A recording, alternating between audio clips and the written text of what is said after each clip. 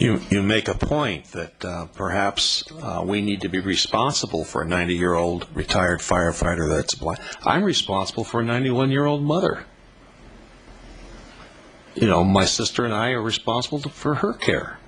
I mean, we can't be responsible for everyone. You know, we can't be responsible for everyone in the city of Santa Monica. I think it's playing a card when you toss something like that out that's just really unfair. It vexes my mind when I think that someone has floated the value of this property. It could be $8 million, and the city staff said it could be $22 to $30 million or more. I mean, so it's a long way across the map. I just want to share with you that the house across the street from me is 1 acre of land, and it's a house that's probably 80 years old, nicely kept, but it's old. And I think it's sold in the range of $5 or $6 million.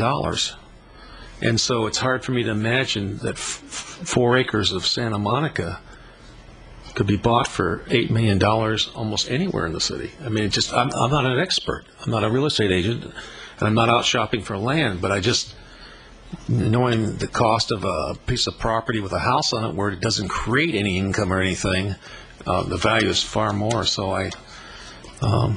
I suspect personally that this property, under any circumstances, is worth more than $8 million. I've heard, and it's been said in this room, and it's not really clear, but I think there are 50 still occupied, 52 trailer units. So there's 52 properties. I think that if you looked at somewhere in the $20 to $30 million range, probably $25 million would probably be cheap. Because I really believe half a square block of Santa Monica, and blocks, typical city blocks are about 8 acres, roughly.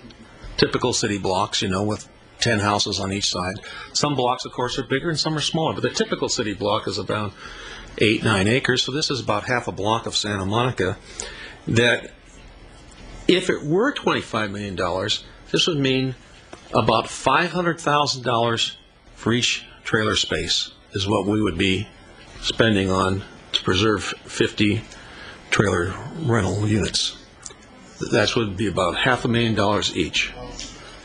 I know you don't believe that, but I'm just dividing $25 million by 50 residences, and that comes up to $500,000 a piece. At least that's what I got. I want to just say that contrary to the belief that I've had that this is a park for low-income people, at least one speaker talked about it sounded like a vacation property. College professors. So I'm not sure it is low-income property. If it were low-income property, maybe some people would have to move out if the city owned it. When we did verify the income levels and stuff, I'm just saying that these are variables all in this equation.